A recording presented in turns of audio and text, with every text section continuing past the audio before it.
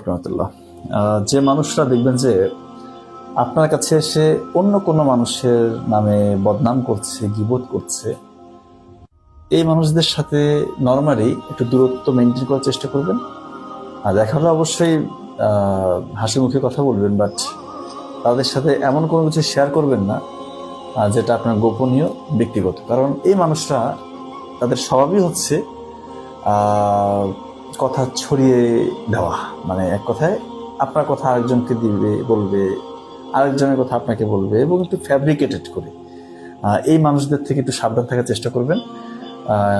ভারী ওজনের হওয়ার চেষ্টা করবেন। এই মানে মেসেজটা সবার উদ্দেশ্যে বলছি যে ভারী ওজনের কেউ যদি কোনো কথার আমানত আপনার কাছে রাখে যে ভাই এই কথাটা কাউকে বলবেন না, এটা আপনি গোপন রাখার চেষ্টা করবেন।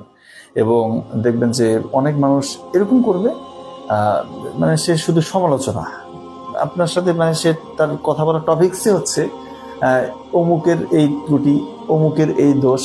সে শুধু মানে মানুষের দোষ ত্রুটি ধরতেই ব্যস্ত। এই মানুষদের থেকেও সাবধান, কারণ এরা দেখবেন যে মানে এদের সাথে বসলে আপনার একটা নেগেটিভ এনভায়রনমেন্ট তৈরি হবে, সেখান থেকে আপনি ভালো কোনো কিছুই পাবেন না। এবং এদের সংস্পর্শে দীর্ঘ সময় থাকলে আপনার মেন্টালিটি খুব ছোট হয়ে যাবে, হ্যাঁ, মানসিকতা একদম নিচু হয়ে যাবে। এই কারণে এদের সঙ্গটা একটু চেঞ্জ করার চেষ্টা করবেন।